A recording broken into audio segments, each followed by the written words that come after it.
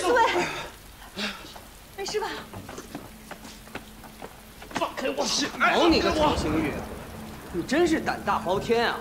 敢在我都城司公然持剑行凶，给我押下去！我是长信侯世子，你敢动我？混蛋！押入大牢，等候发落。是啊，天王。于四卫，快叫郎中。于四卫，没事吧？没事。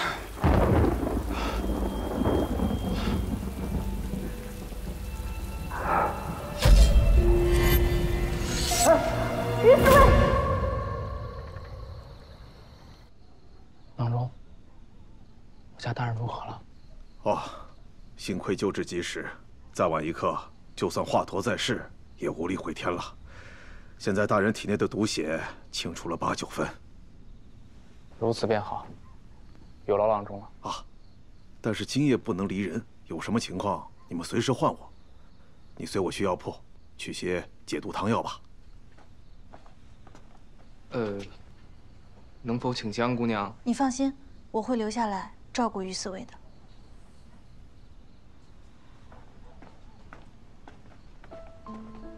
拿药。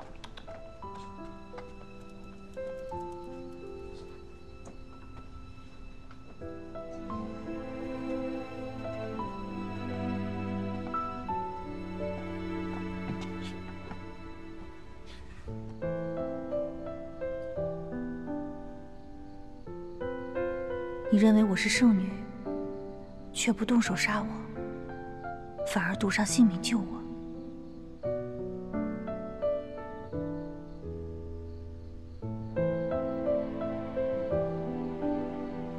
你醒了？有劳姑娘照顾了。于四卫，是因为我受的伤。如果我都不能照顾你，心里肯定过意不去的。这点小伤对我来说家常便饭，姑娘切莫挂心。这可不仅仅是受伤，刚才郎中都说了，如果晚一步，可能我们都要给你上香了。于四卫，咱们非亲非故，为何要以命相救啊？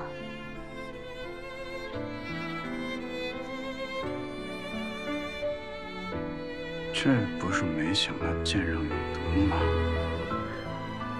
你和池姑娘也是萍水相逢，不也是舍命相救吗？是啊，谁能想到这剑上有毒呢？我去给你倒点水。姑娘，我来吧。阿曼，我来。江姑娘，甄大人。还是我来吧。啊，好。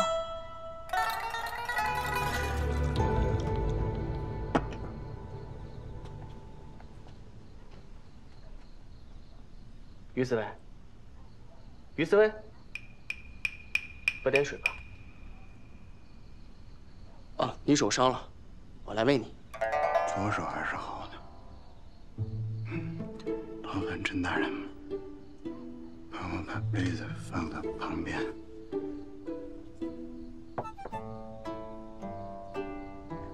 怎么样？感觉如何？现在是没什么感觉了。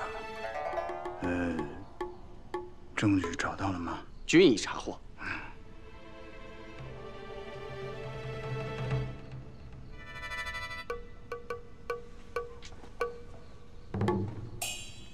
每每遇到这样的案子，我都会觉得，这人性之恶，真是难以想象。我甄某经手过这么多案件，却仍旧无法习以为常。那是因为甄大人有悲悯之心，才会做到真正的秉公断案，不会让任何一个好人蒙受不白之冤，也不让任何一个坏人逍遥法外。大人所求是无愧于心。江姑娘，所以百姓才更需要都城司啊，甄大人，尤其是需要你啊。律法虽然不能使人心向善，但是可以在人们心生恶念的时候有所顾忌，得以悬崖勒马。于四位说的有道理，江姑娘。那对有些人来说是不管用的，因为他就不是人，他是畜生。于四位，你就放心吧，这政务跑不了，曹兴玉更跑不了。但是甄大人，还得备有后手。这长兴侯肯定不会坐等曹兴玉被审，他一定会竭尽全力在朝中走动，想尽一切办法给你们施压。江姑娘有如此见解，甄某实在是佩服。不过江姑娘，你大可放心，无论是谁向我等施压，我们绝不会屈服。这一点我可以拍着胸脯保证，他有眼不进。你瞧，这伤是快好了，多谢于四位夸奖啊。要不然这样吧，今日呢，我来守着于四位，你白天受到的惊吓，先早些恢复歇息。刚才龙蛋跟着郎中去取药了，估计快回来了。我还是留下来给于四位煎药吧。哎，不，这煎药都是小事，让龙蛋去煎，我来都可以。还是让江姑娘留下吧。龙蛋，我指派了他旁的任务，都成死的活。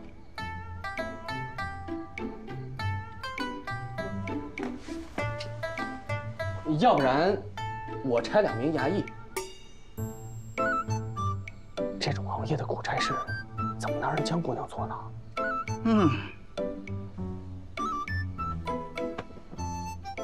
也不知你何时学会的怜香惜玉。那就劳烦甄大人了。于四位，你好好养伤，我明日再来看你。哎，江姑娘，我送你。好。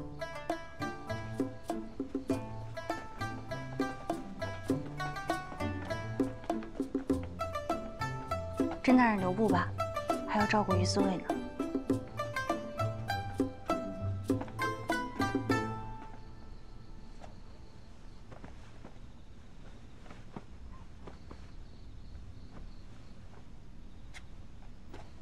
于四位，于四位，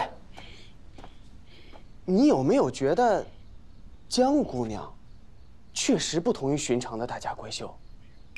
她在公堂之上据理力争的样子，真是光彩照人啊！这私底下对恩人又是有情有义。于四位，于四位，我说话你听到了没有？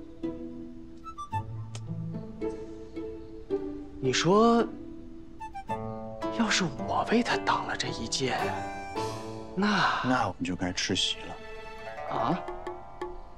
吃席？要是能吃席，也挺好啊。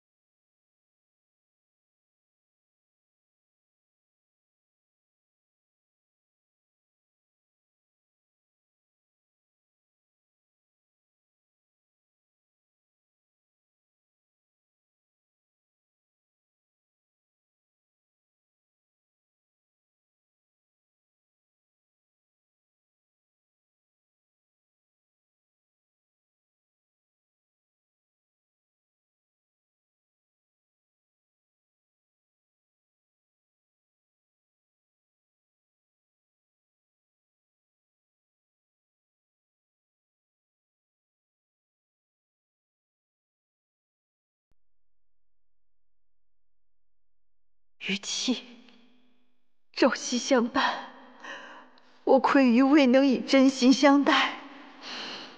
初识之际，只因于此举目无亲，希望有人可依。奈何此刻惊觉，我对你并无情意。多谢曾经照拂庇护，不必寻我。从此各自天涯。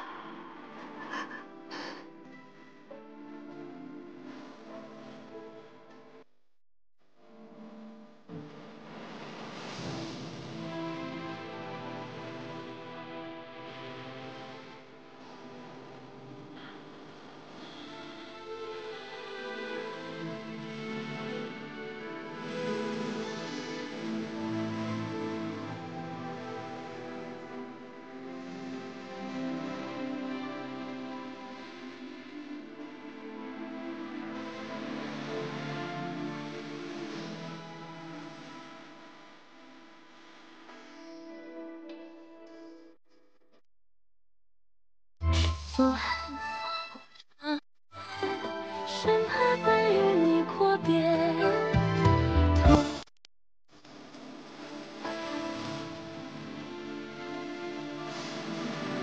为你从此把人远却，纵然千里路遥远。若是重来一次，一切不如意都能改变，是不是我们便不会走散，最后也便不会落得那种结局？姑娘，你的紫苏饮好了。姑娘，姑娘，你可是在担心于思卫？姑娘不是说于思卫并无大碍吗？过几天便好了。这是不是就是叫关心则乱？阿满，我问你啊，如果你心有牵挂，但是你知道，你跟这个人未必能有好的结局，可能是误会，也可能，总之就是未必会有好的结局。你还会选择跟他在一起？那要看我是不是他的心上人啊。如果是呢？姑娘，于思卫向你表明心意啦。我就是问你。就当做是我。我的话，当然要在一起啊！人活一世，两情相悦多难得呀！本来这世上就有许多事情要畏手畏脚了，如果连两情相悦都要瞻前顾后，那这一辈子恐怕就没有什么快活的事儿了。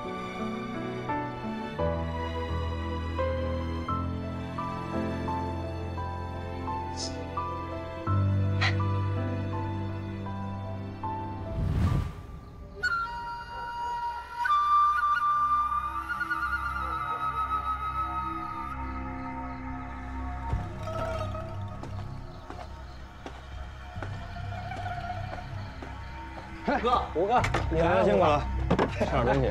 多谢五哥，趁热吃。你先吃着，我先进去。辛苦了。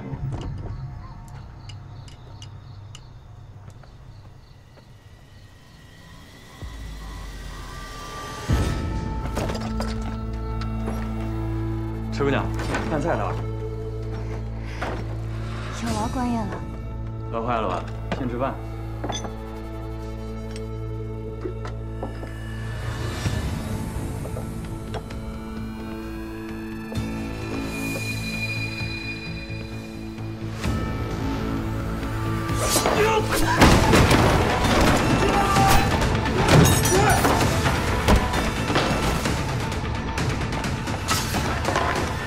果然然料是如田啊，你便是这都城司的内鬼。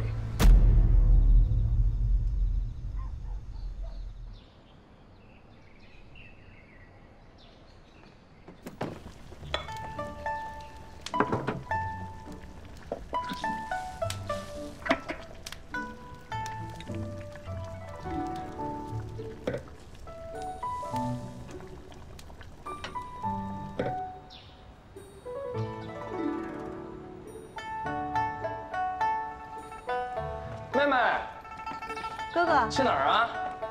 我去看于思卫恢复的如何了。哎，正好，我也要去看于思卫恢复的如何了，咱一起去吧。好啊，走吧。公子，咱们不是刚看完于思卫？嘘，我怎么能让妹妹跟于兄孤男寡女的共处一室呢？再说了，你没闻到妹妹手里那汤有多香吗？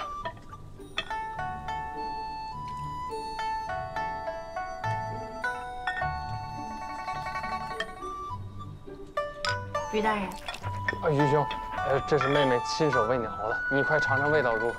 有了好了，香。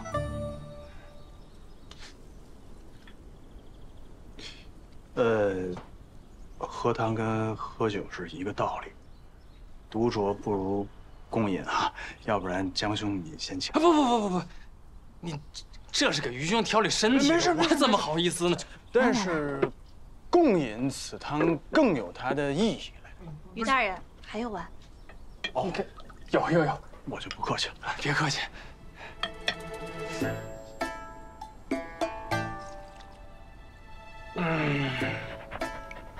哎呀，从未喝过如此鲜美的鱼汤，一丁点的荤腥味都没有啊！于兄，真不是说我夸自己家妹妹，就这个汤的味道。层次丰富，那一看这就是用了心的。而且妹妹心细，因为于兄身上有伤，不宜辛辣，这才没放胡椒粉。有胡椒粉吗？来。于大人，有劳了。真没想到江姑娘是如此的用心，于某无以为报，只能以身相许就不必了。以更多的美味佳肴回报给江姑娘。快趁热喝。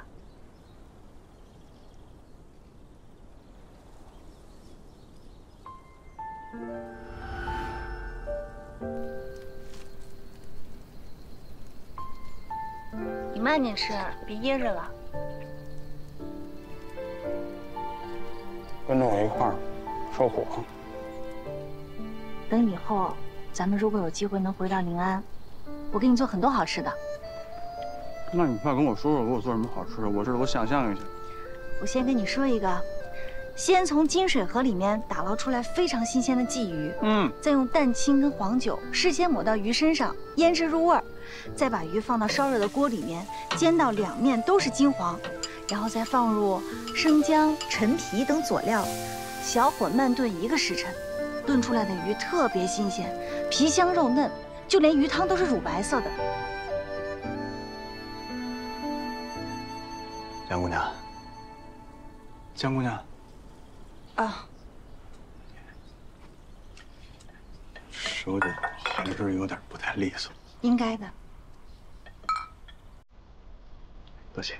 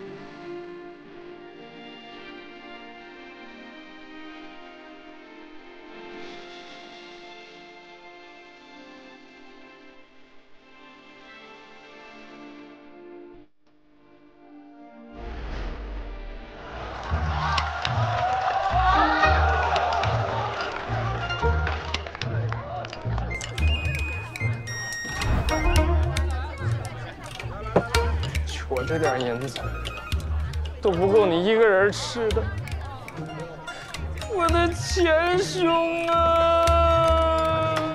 你要聊聊，不管还着。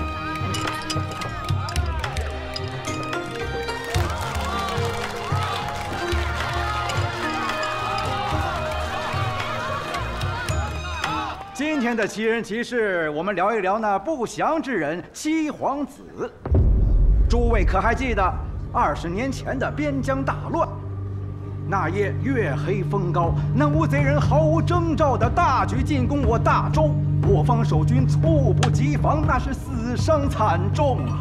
然而就在那一夜，第7个皇子诞生了，宫里那是一派喜气呀。然而，当边境大败的消息传到了临安，一切变了。七皇子又怎么了？再闹，这哪路人把你抓走？就在这风云突变之际，司天监奏上一折，七皇子实乃灾星转世，正是因为他的诞生，才导致边境祸乱。深夜，宫殿内百官长跪不起呀，求皇上为大周社稷出七皇子。不是才刚出生吗？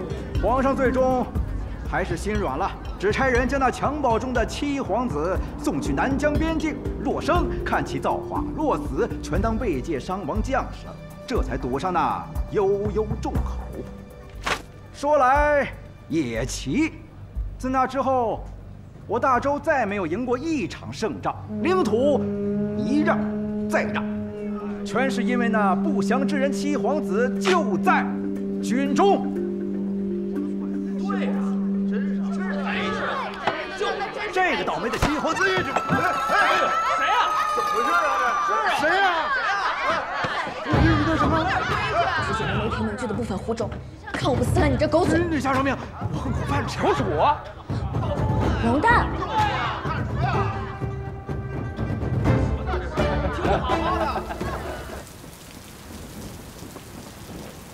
头，七哥，头，楚来了，楚来了，头。七哥，头，快，楚来了，楚来了。七哥，七哥，头，在吗？七哥，在吗？头。站住！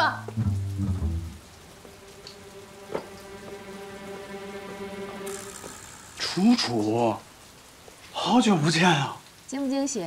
意不意外？太惊喜了！哈哈，怎么来临安来了？我一路行侠仗义，游山玩水，不知不觉就到临安了。也可能冥冥之中感应到你需要我了吧？果然，一见到龙蛋就听说你身受重伤。我看看伤哪儿了？松手！楚，都这么多年了，你不能把自己当成个姑娘啊！当姑娘该如何？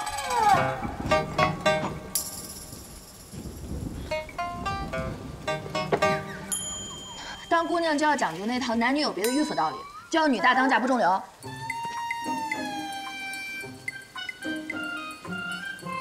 猜到了，你定是被催着成婚夺过来的。这脚在我身上，我想走便走，这就叫天地任我行。太行了。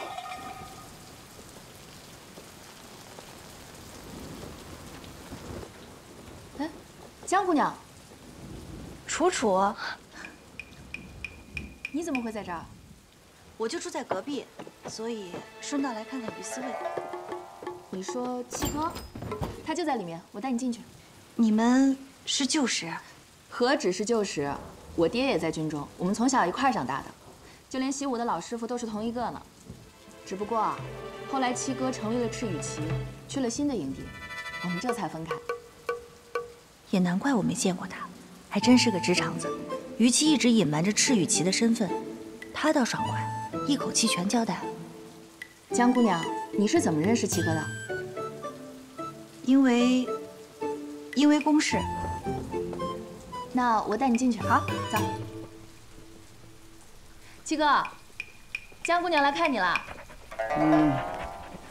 哎呦，于四卫，江姑娘，快坐，快坐。我就不起来给你请安了。千万不要起来。我看于四卫的身体状态，这余毒应该还要再清上几日的。但还是得尽快去都城司报道了，要不然甄大人就真以为我是在装病，没事就贪图江姑娘送的佳肴。定是要再好好休养几日的。阿满，今日给于大人炖了鸽子汤。江姑娘她这病无碍的，不需要人照顾。我说七哥，你怎么回事啊？刚刚不还好好的吗？你还让我去？不要，不要你照顾，我可以。楚楚，你会在临安待多久啊？本来没打算待多久，但这不是遇到了七哥跟龙蛋，就打算多停留一阵子。七哥，你不会嫌我烦吧？不嫌。如此便好，那我们就可以常在一块玩了。好。哎，楚楚，你去看看龙丹给我买的药，药味道啊，给我吧。哦，那就麻烦江姑娘了。不会。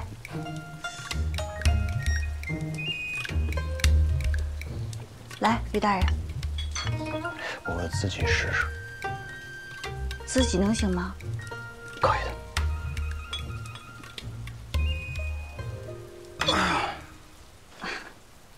我来吧。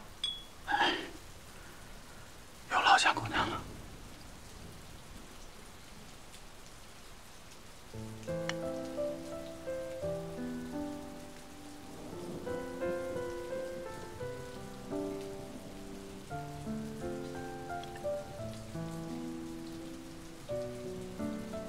你本来就是因为我受了伤，我来照顾你也是天经地义的，这样也好让我将功补过。对了，于大人明日想吃什么？好吃的，好吃的就行。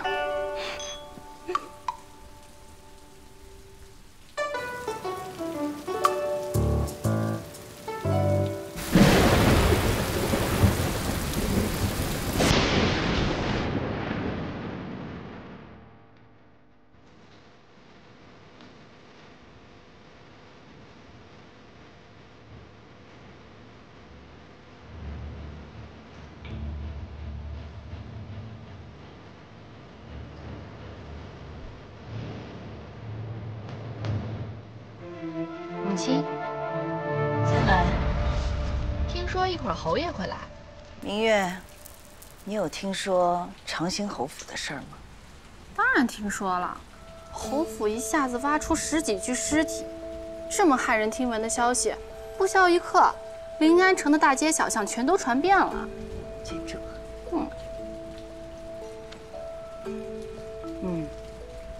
母亲，这长兴侯可真是够不要脸的，他儿子这副德行，当初还想向您求娶我呢。明月，本宫跟你说了多少次，要对长兴侯尊重些。当年南吴侵犯，是他和你父亲一同带兵守国，不止对江山社稷有功，对本宫也算是有恩。那母亲，你打算如何救治曹兴玉啊？你有什么好办法？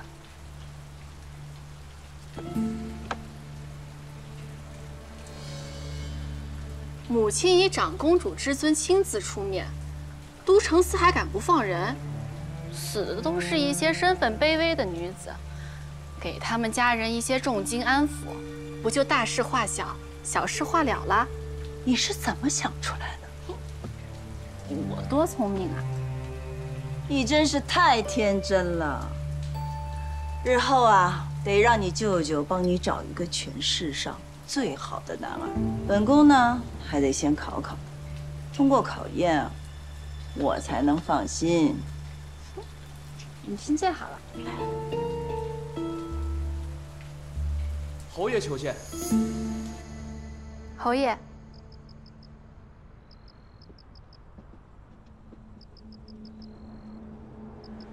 殿下，此宝物名为金枝玉叶，树枝用赤金打造，花朵用的是羊脂白玉，树叶用的是上等翡翠。这是老臣费尽心力从岭南求得，特献给殿下。深夜前来，是为了你的儿子吧？殿下果然明察秋毫。都城司那个甄衡，还有新上任的侍卫于七，胆大妄为，目中无人，根本不把老臣放在眼里。他们随意编造了一个莫名其妙的理由，就把我儿打入大狱，还要判他死罪。殿下，你要为老臣做主啊！这罪名是你编的还是真的？殿下，老臣所言句句属实，老臣不敢编呐。殿下，您也知道，老臣就这么一个儿子呀！你让本宫帮你，却不说实话，那让本宫如何帮你啊？我。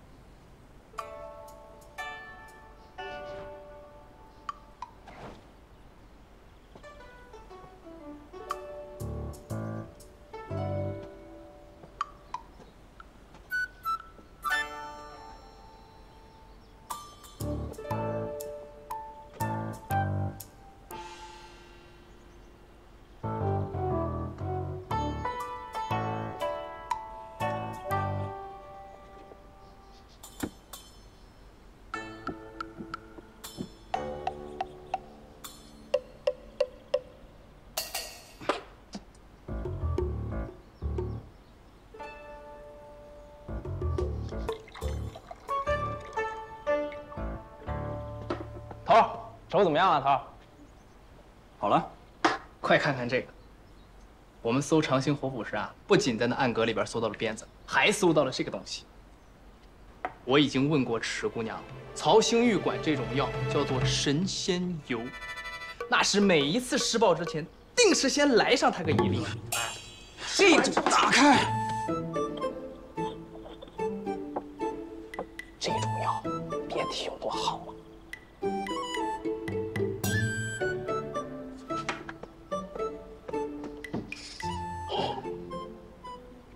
吃下去的呀！你快去问问大夫去，他是不是有什么顽疾呀？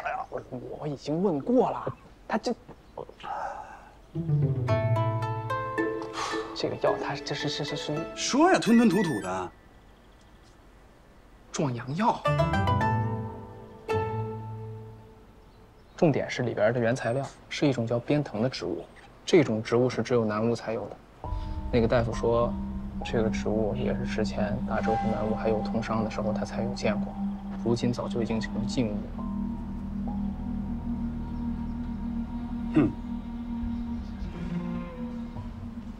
看来这曹兴玉那不止杀人这一条罪，正说没有线索呢，他就给我送过来了。于大人，甄大人，周贝，你快去看看吧。疾风卫是个什么职务？直接听命于陛下。哦，探查民情，监察百官，权力高过我们都城司。今天来的这位啊，就是指挥使韩然。厉害！哎，韩大人，韩大人，侯爷，长公主殿下令我转告您。都城司一事，他已知晓，请您放心。长公主殿下说，您是国之良将，殿下帮您就是在帮大周。殿下还说，此事过后，令公子在临安就留不得了。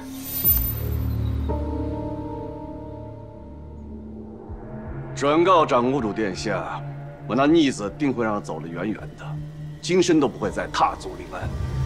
本使今日前来，是跟你们都城司讨要一个人。谁？长兴侯世子曹兴玉。此人乃是我都城司的重犯，此案尚未审结，恕难从命。巧了，不是吗？这曹新玉与我疾风卫追查多年的一桩案子也有关，而且是通敌南巫的要案。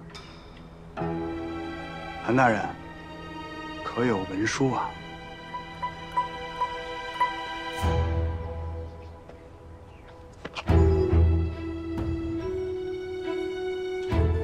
寥寥几句，语焉不详，恐难服众啊。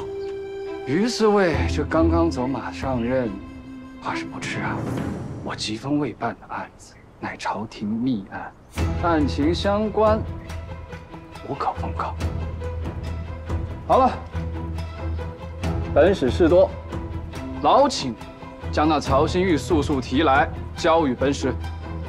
曹兴玉身负10几条人命官司，罪恶滔天。我都城司尚未结案，你一句无可奉告，便要将人提走，那恕我们无法配合。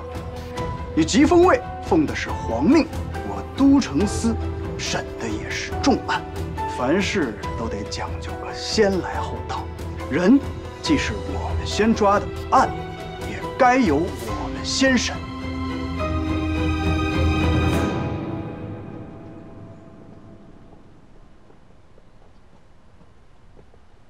池姑娘在这儿很安全，你放心。下午疾风卫的事情我听说了，谢谢啊。嗨，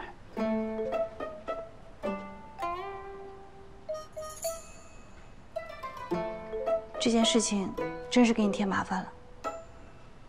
这没什么，就是没想到还有奸细啊。池姑娘就在里面，你进去吧，我就不陪你了。好，那我去看看他。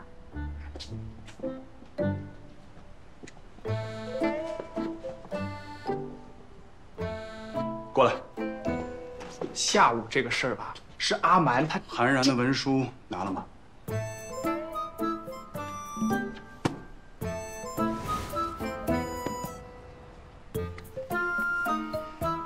您歇着，我来。啊，我别歇着呀。对了，池姑娘，你家里人那边需要先送个信过去吗？不必了，我没有亲人，我从小无父无母，是哥嫂收留了我，但他们却将我卖去了青楼。四姑娘可知，他们根本不顾念亲情，满脑子都是自己的利益。我刚在郊外安顿下来，我哥嫂得知我的事，连夜便赶来了。我以为他们是愧疚、心疼，结果我真是个傻子，怎会对他们还有期待？你们说什么？要我嫁给曹新玉那个畜生做妾？妹妹呀，你如今这般情况，还能许什么人家呀？那可是长兴侯府，他们送来的聘礼呀，堆了整整1院子。我当初啊，嫁给你兄长时都没这么风光过。你进了侯府，谁还敢再嚼舌根，说你不清白？哥哥嫂嫂都是为你考虑，为我考虑。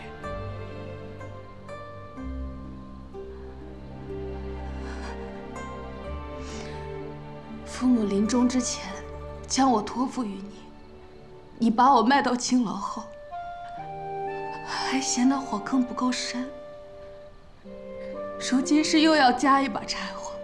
哥哥当初也是被逼无奈啊，如今有这么好的机会在这里，哥也是想你过得好。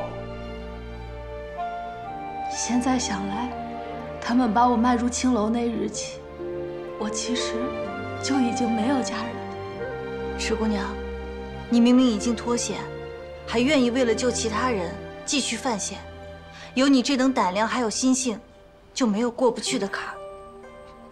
是你教的我，江姑娘，你不求回报救我性命，我定依你所言，见他人有难，也会出手相助。你放心，有于四卫还有甄大人在，这个案子一定会真相大白的。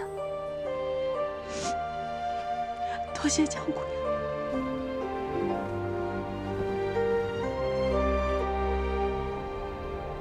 曹星玉，你是打算就这么一直装哑巴呀？你还是睁眼看看吧。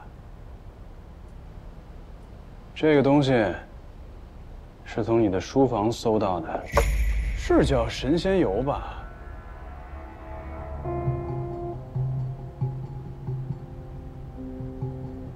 什么神仙油啊？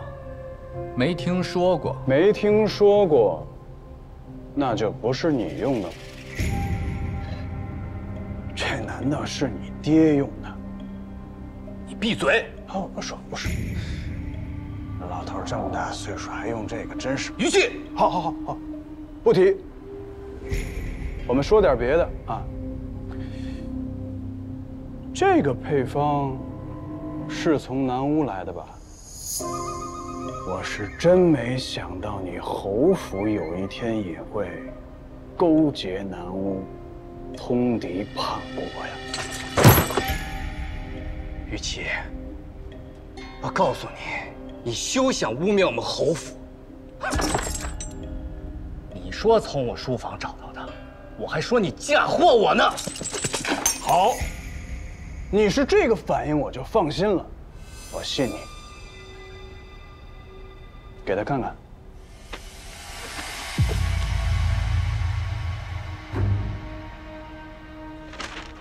什么意思啊？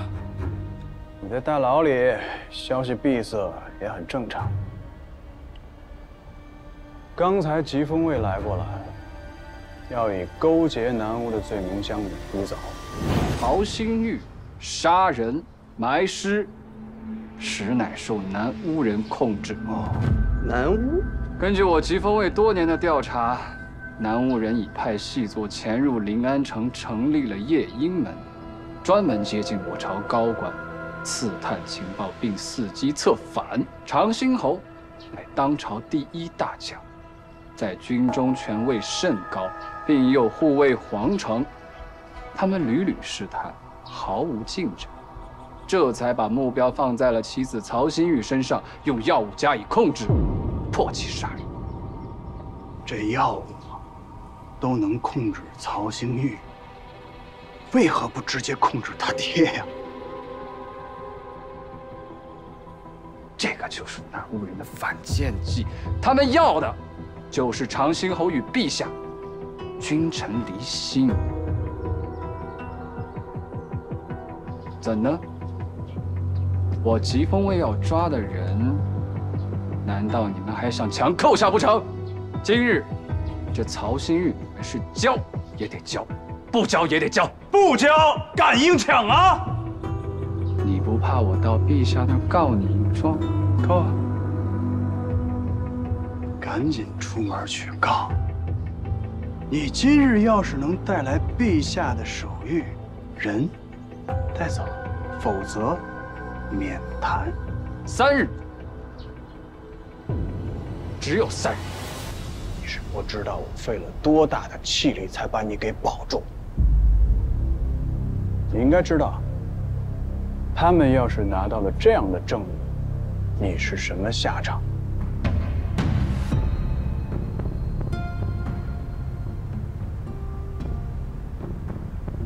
你想怎么样？不是我想怎样，是你想怎样交代。药是从哪儿来的？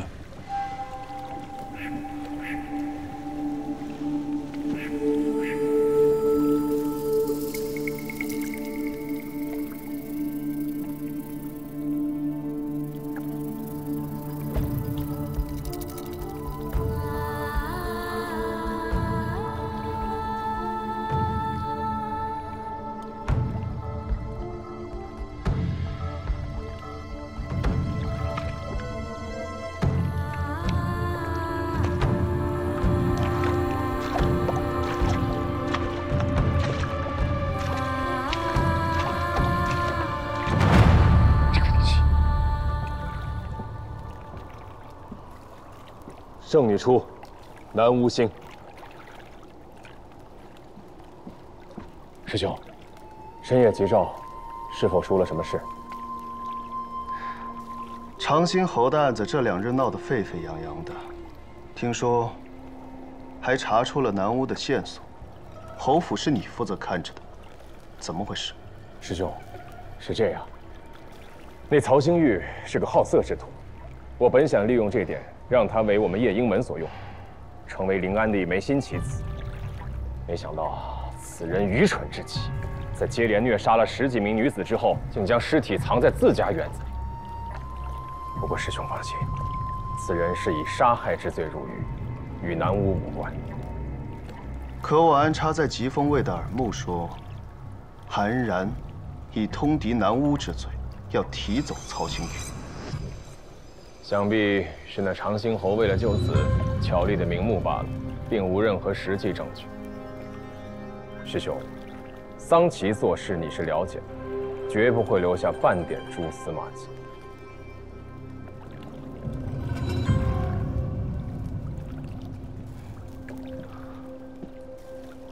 我夜莺门潜伏在临安10年，才有了如今的暗网和隐匿藏身之所。如今圣女暂无音讯，大周也还未倾覆，我们要走的路还很长，所以每一步都要分。是。所以神仙游之事，你是有信心在我发现之前就解决干净？师兄息怒。实在是事发突然，我们还没来得及取走侯府的神仙油，便被都城司派人搜了去。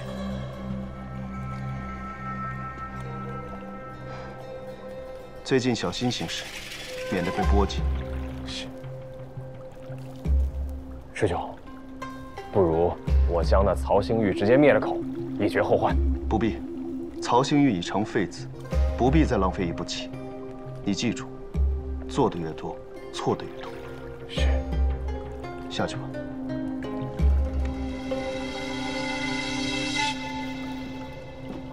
曹星玉之案，都城司会怎么做？放了，还是杀了？又有好戏看了。但依你之见，此案究竟与夜莺门有无关系？夜莺门在暗，我们在明，他们一定是在等。这场戏我们要如何收场？曹星玉罪证确凿，放了他，10几名女子的冤魂无法沉冤昭雪，都城司从此再无威信可言。斩了他，长兴侯痛失独子，难免会对朝廷心存怨恨，生出异心。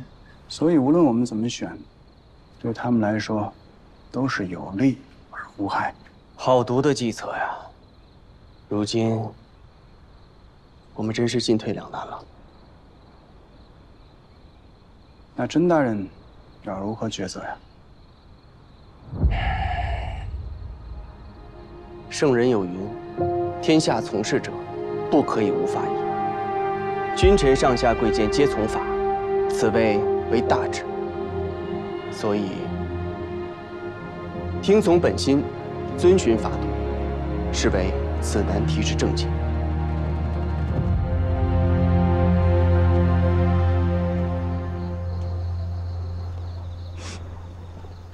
江姑娘，冤有头债有主，难道我们就要眼看着那个恶人逍遥法外吗？难道我的女儿就要死得不明不白吗？舅娘子，你先别急。我倒是想出了一个办法，就是有些冒险，我不知道你愿不愿意试一下。于四卫，我见临安城中的武将少有你这般睿智明理，却又能言善辩之辈。你定是读过不少书吧？敢问师从何人？缘何习武，却未从文呢？我的事情说来话长，眼下还是先研究好这个案件要如何审理吧。就算是我们秉公审理，3日结案，他们到时候再来提人，我们也不得不交。曹星玉到了他们的手里，到时候再来一个翻供，找一个南屋细作来顶罪，这个案子审了也是白审。你说的有道理。那我们应该如何办呢？找陛下亲审。请陛下亲审。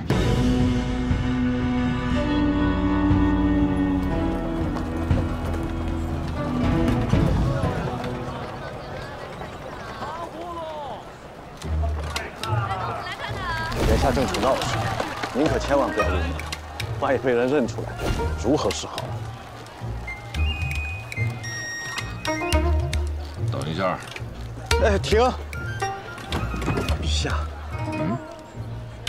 家主，去买一份兵役来。此次微服出访本就没带多少随行货，只派了都城司暗中巡视。我都嫌多余，别废话了，快去买。是。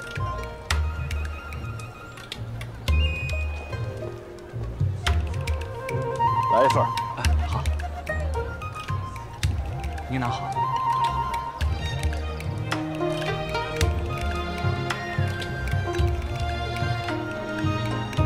老爷，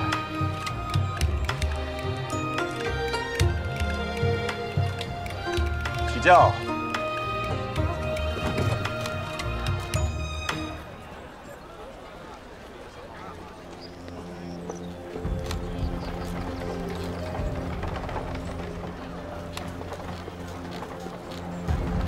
陛下，民妇冤枉，求陛下为民妇做主。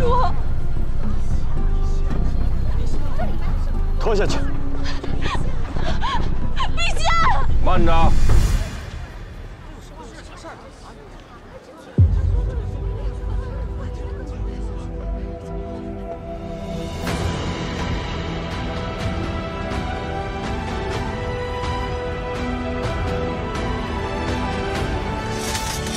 这位女子，你继续说。陛下，民妇实在是别无选择。只能冒死来告御状，求陛下为民妇做主，还我死去的女儿一个公道。为什么不报官？都城司不管吗？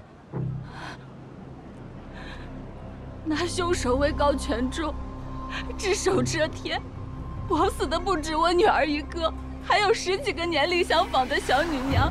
都城司这才把她抓了起来，案件还未结，便有人来周旋。怕是过不了几日，便会把人给放了。何人如此猖狂？长兴侯府世子曹兴玉。老臣未曾料到我儿之事又起波澜，给您添忧了。殿下，您位高权重，金口玉言，还望您能再帮衬一二。若能渡过此难关，老臣定以长公主殿下马首是瞻。你莫得寸进尺。本宫先前被你蒙蔽，有意相帮，已是仁至义尽。奈何你儿罪恶滔天，大抵这便是他的命数。侯爷，你该认命的时候，就得认。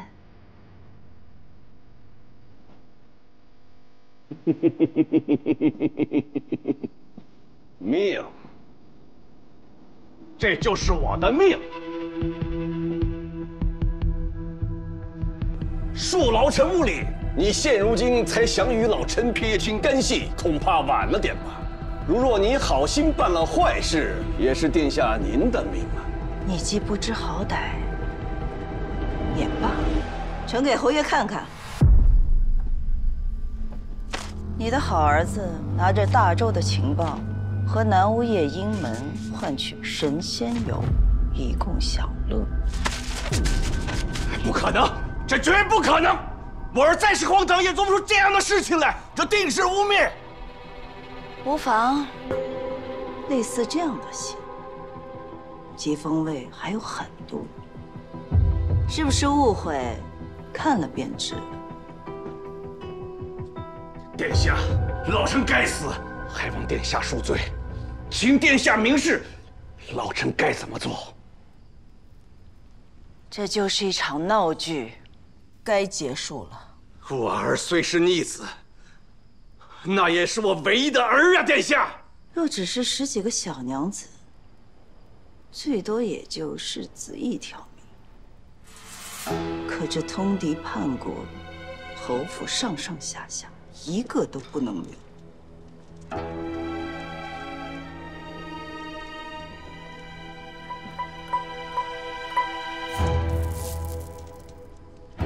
孰轻孰重，还需多言。这宝物既是你从岭南专程带来的，本宫不能夺人所爱，观赏几日，是时候拿回侯府。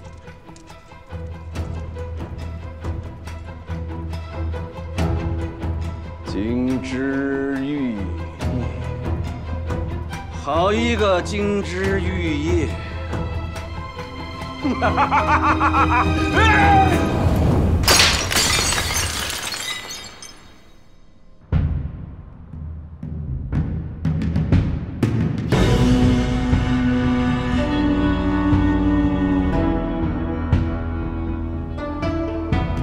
陛下，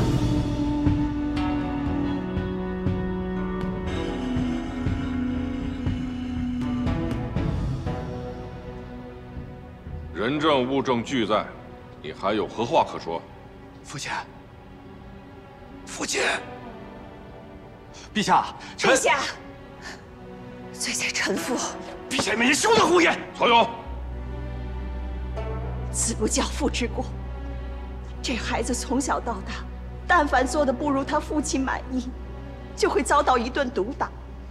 臣妇懦弱无能，一时未能阻止。孩子走到今天，我们夫妻俩罪孽深重。放肆！你闭嘴！你打我母亲！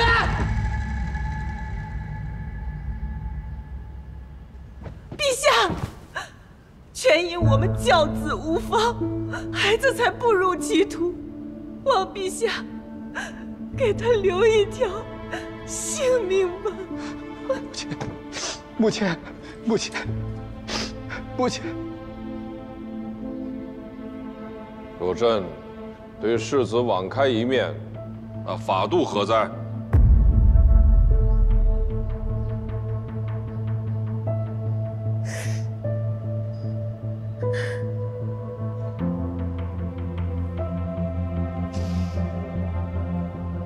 杀人偿命，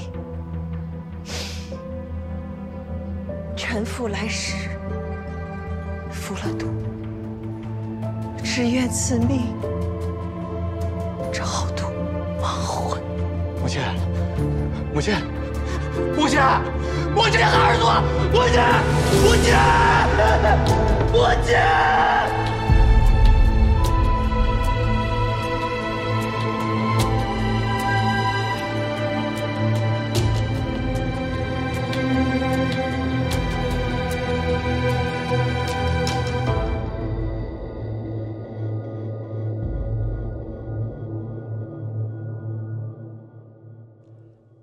传陛下口谕：长兴侯世子曹兴玉强抢民女，虐待发妻，草菅人命，罪无可恕，秋后问斩。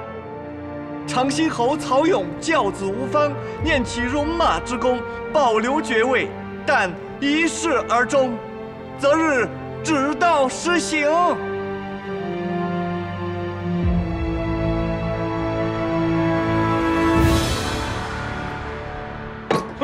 你倒自觉！臣知错。他告御状怎么告得这么准啊？是如何在街上这许多教徒中认得出朕的？臣不该利用都城司职务之便，令陛下不得不审长兴侯世子。朕今日这一审，令长兴侯痛失世子，又没了夫人。你知道长兴侯是谁呀？微臣知道。于情，您与长兴侯一同守国，出生入死，于朝堂之上。乃是股肱之臣，今日陛下之举，令长兴侯寒了心，日后怕是再难令他为国效力。可是陛下，微臣也别无他法。您说是十几条人命重要，还是本就该绳之以法的国之重臣的儿子重要呢？微臣见识短浅，所以只能出此下策。你的意思是，朕不明是非，分不清十几条人命重要，还是曹勇的儿子重要？正是因为陛下分得清，所以此时才会如此痛心。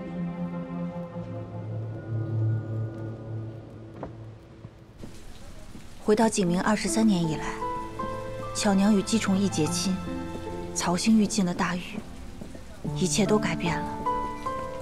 既然如此，哥哥、姐姐，还有爹的命数，我也定能想法子改变。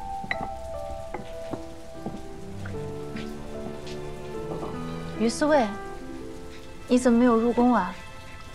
哎呀，听个结果便是了嘛。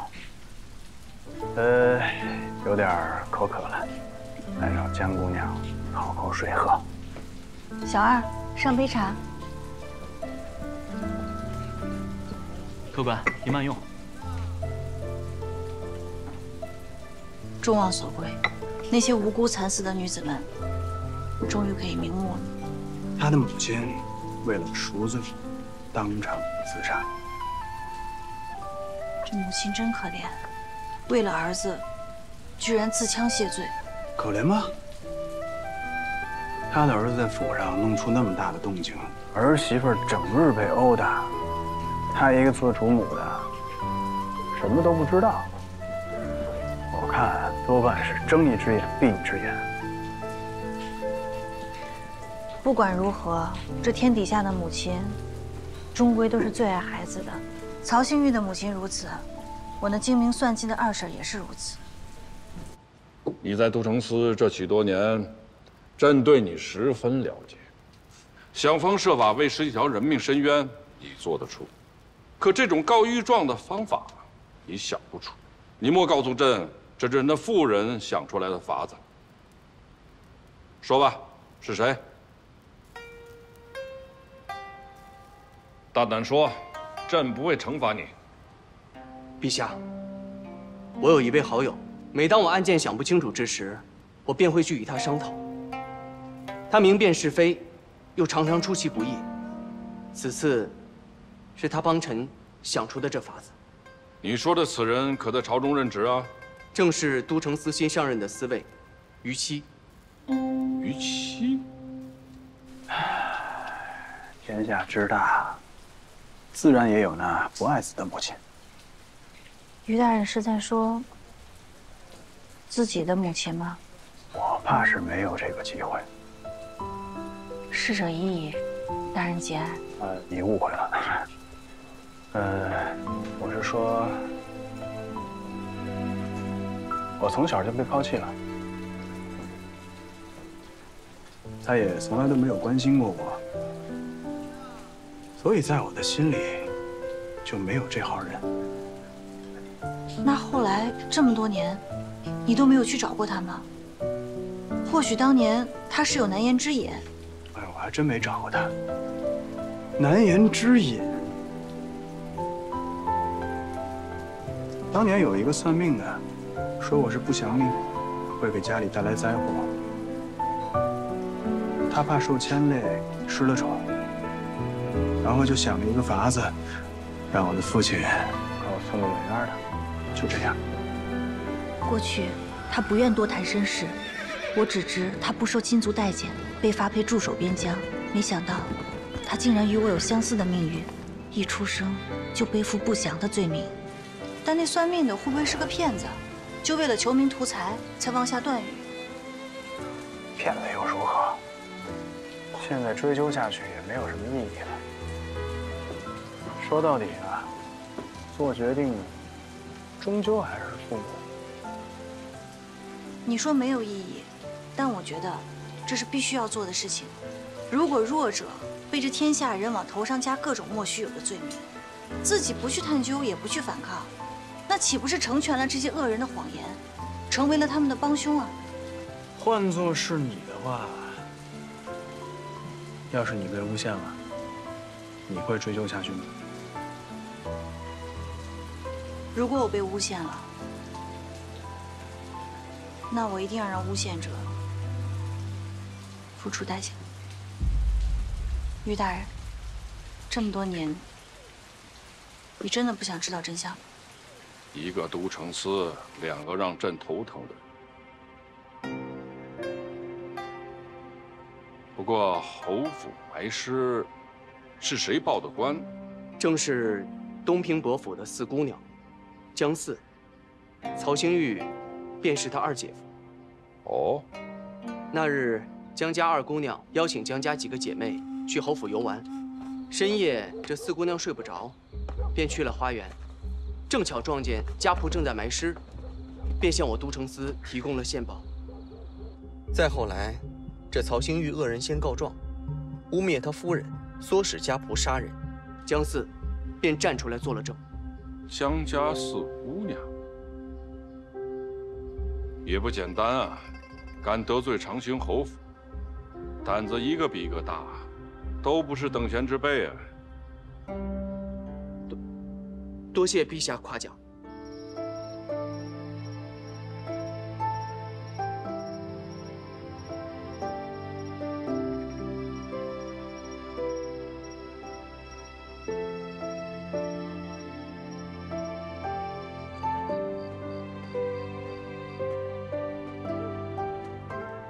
陛下，今儿风大，先回寝殿休息吧。陛下明鉴，臣妾和张儿是无辜的，您不能因为少气就连累了我们母子。大臣们都说，是他给大周带来了灾难，我就把他送走。离皇城，离大周都远了。小七是你10月怀胎生的，你舍得吗？不舍得又能怎么样？谁让他生来就是命带不祥之人呢？老七还在襁褓的时候就被送去了南疆，那里战乱纷纷。他又无父母在身边，一个人不知长成什么样的。这小子真是混。崔旭每次巡视的时候，朕都派他去探视，次次老七都避而不见，他肯定是心里记恨朕呐。陛下，您若是思念七皇子，干脆召他回临安。自他出生时起的南吴之乱，至今尚未平复。这几年，夜莺门在大周又隐隐成燎原之势。他现在回来，免不了又成了众矢之的。可陛下，七皇子继承了您的英勇善战，率领赤羽旗赢了多少胜仗？这些难道不足以证明七皇子并非与国不利之人呢？还不是时候。朕要好好想一想。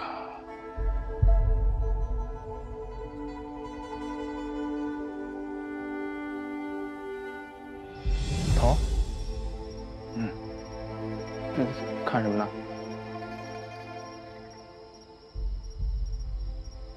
你去查查司天监。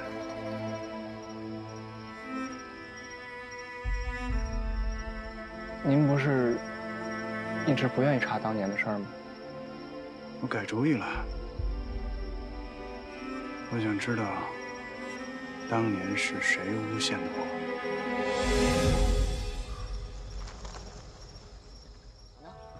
头，您这次大破长兴侯府案，还得了新上助力，好些官员都想来巴结咱们呢。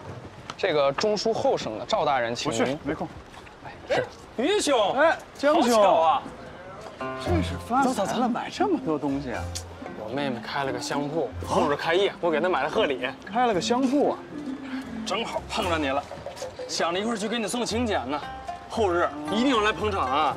抱歉，那个后日我们可能没空。有空，调个时间不就有空了吗？去，一定去。那就好。陆生香，这名字起得不错呀。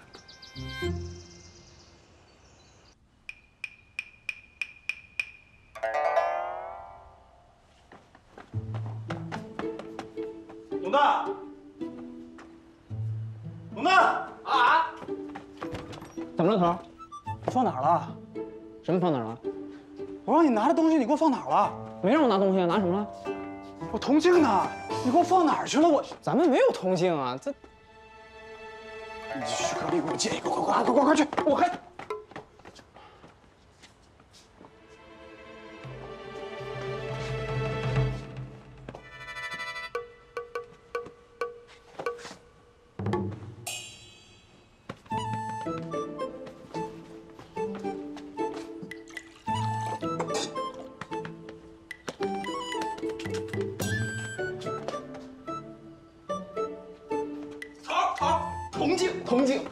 铜镜来了。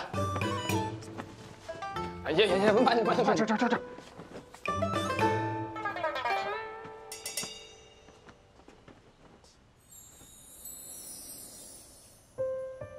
儿，你穿成这样，要去见江姑娘，如何？如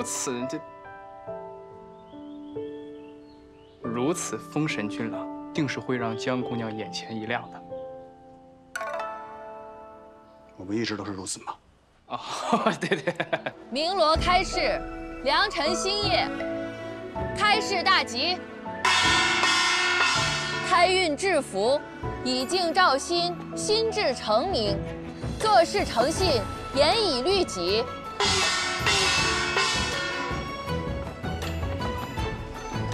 40幽香，一路生香，放葫芦，抠福禄，新业兴旺。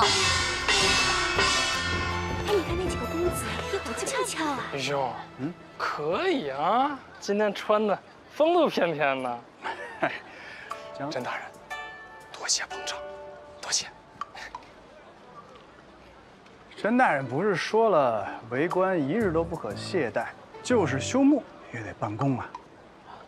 是啊，可是昨日江姑娘专程上门给我送了趟帖子，你说这样的好事，我肯定要来吧？多谢，是吗？怎么，于四卫是没收到江姑娘的帖子吗？我自然是收到了帖子，我才来的事儿啊。他还没来得及送，我们就在路上就遇见了，也省了他专程去那跑一趟嘛。原来如此，那真是巧了。哦，你不是说是江战叫我？江姑娘，准备揭幕吧。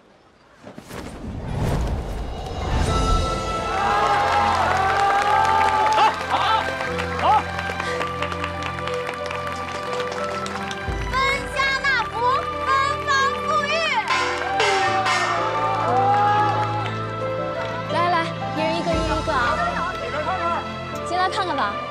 多谢大家来捧场啊！来，里面请，大家里面去看看。来，一人一个。来，这是你的啊。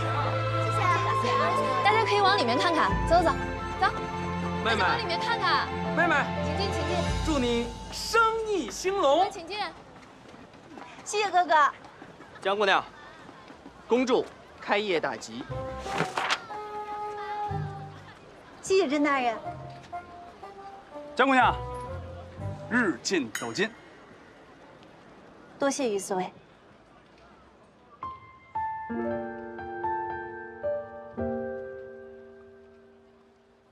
今日陆生乡开业，感谢各位赏脸莅临。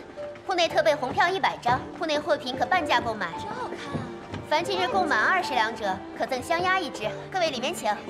太好了，走。江四，这是我的贺礼。楚楚，今天开业真是辛苦你了，还有贺礼呢。这是我亲手雕刻的，是护身符，很灵验的。好可爱的小马。小马？江战，你做的？没想到你还有这心灵手巧的一面。还还我，这是我给我妹妹忙着呢，我替她藏着走。还给我。姑娘，您可真厉害，光每个月的香露味道就足够让大家好奇了。这才是个开始呢，等之后咱们陆续推出那些限量的香露，那才是关键。阿喜、龙大，你们快来帮忙！来了！诸位，阿蛮慢点儿。江姑娘有情有义，又有勇有谋，独当一面开了这么大一间香铺，甄某实在是佩服。甄大人过誉了。江姑娘，这劳烦你介绍一下，这是何香？这些呀是男子香露。哦，男子香露，我就把鲜花替换成了薄荷、杉木，还有乌木、沉香，这些都是文人雅士特别喜欢的，也很适合2位大人。不简单，真是不简单呀！江姑娘蕙质兰心，想出如此好办法。我给2位大人先介绍一下吧。这一款名为秋林染，它是由柑橘、乌木、琥珀等香料调和而成，香味特别的宽厚，如谦谦君子，超然不羁，很适合于大人。于大人，这瓶香露送给您了。哎，多谢姑娘，我这一介习武之人，没有这用香的习惯，别浪费了。那我再介绍一瓶吧。这一瓶呢是以乌木沉香、佛手、白芷等香料调和，香气特别的沉静，能让人心如明镜，名叫枕舒眠。甄大人，这一瓶很适合您，把它送给您。多谢江姑娘。枕舒眠，这个名字起得真好，看来江姑娘很是了解我呀。我看看，哎呦，这名字确实是好。我之前虽然没有这个习惯，但是听姑娘这么一讲了，我不妨都试试。太好了，你呀你！姑娘，那边的香都卖完了，我要再去拿一点。全都卖完了？好，那你就快拿。好。你闻闻，是不是有一种驰骋在一望无际的大草原，风从你耳边呼呼刮过的感觉？这么多香，你记得住名吗？此香名为赴江湖，潇潇洒洒，快意恩仇。嘿，那听起来很适合我呀。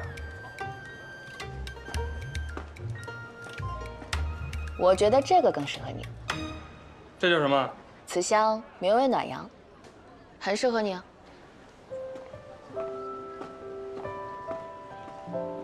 我是暖阳。